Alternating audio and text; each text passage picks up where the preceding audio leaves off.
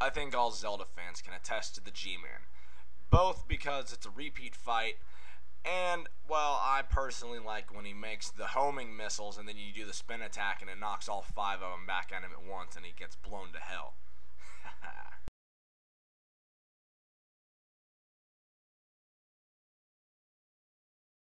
The Nightmare is a least favorite, mainly because of the trial and error it takes just to find out how to kill the damn thing. Also, it's a pain to have to visit the library just to fight the guy.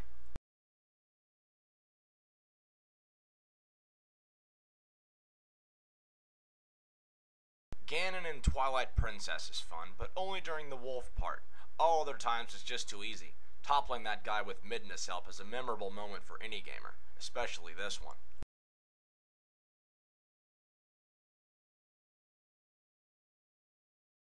This incarnation of Ganon sucks because of the fact that it takes so freaking long to kill him. Even with the 4th sword, there's still no promises. And if you fall, you start the fight over, that's a cheap shot, Nintendo.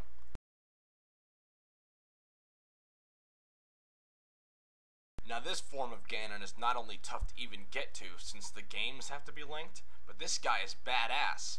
A multitude of powerful attacks, and even veterans will weep as they're pulled into the blue room.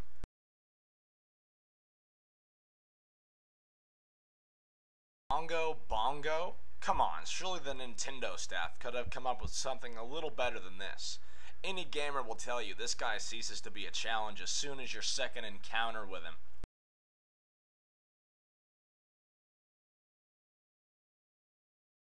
Onyx.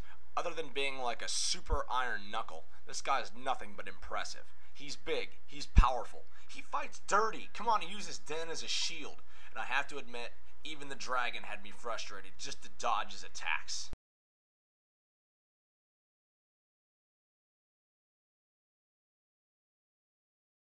This guy is a poor excuse for a final boss. First of all, he's defensive. He'll usually only attack you if you attack him first. What's up with that? And when you kill him, he's dumb enough to just stand there? Come on, he saw it coming, folks. And now he's dead.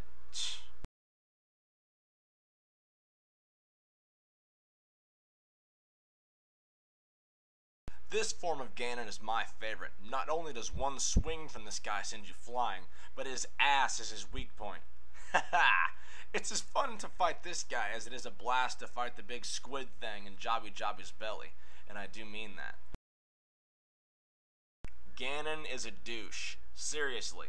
If he's not the biggest wuss in hiding from you, he's a wuss in how many hits it takes to kill the guy. Seriously, this fight's over just as it starts.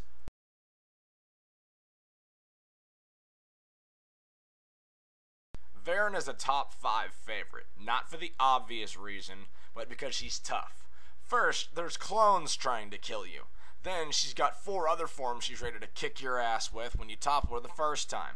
Come on, it's insane! For starters, I just don't like this boss. It's poorly thought out and it's not the least bit difficult. Seriously, if you die fighting these two after your first try, get a different game.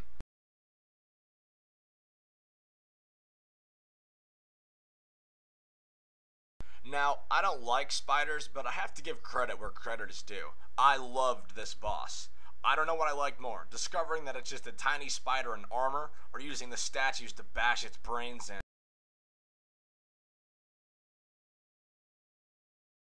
As far as bosses go, this one is crap. First, it's easy as hell. Second, it's freaking disgusting.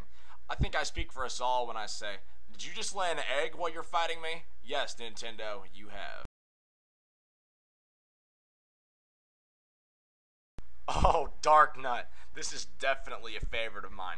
The guy is basically pure whoop-ass, and getting to fight more than one, it's like Christmas coming early.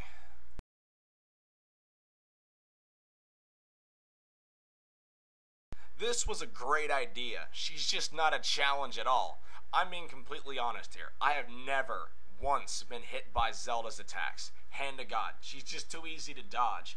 And I speak for the masses when I say Zelda is definitely a lover, not a fighter. Argarok was amazing. It was like taking Volvagia to the next level.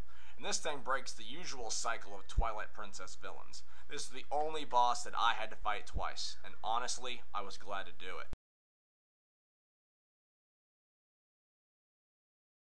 Zant. Oh my god, this guy was such a disappointment. He comes in all badass, but when you beat him, he throws a fit.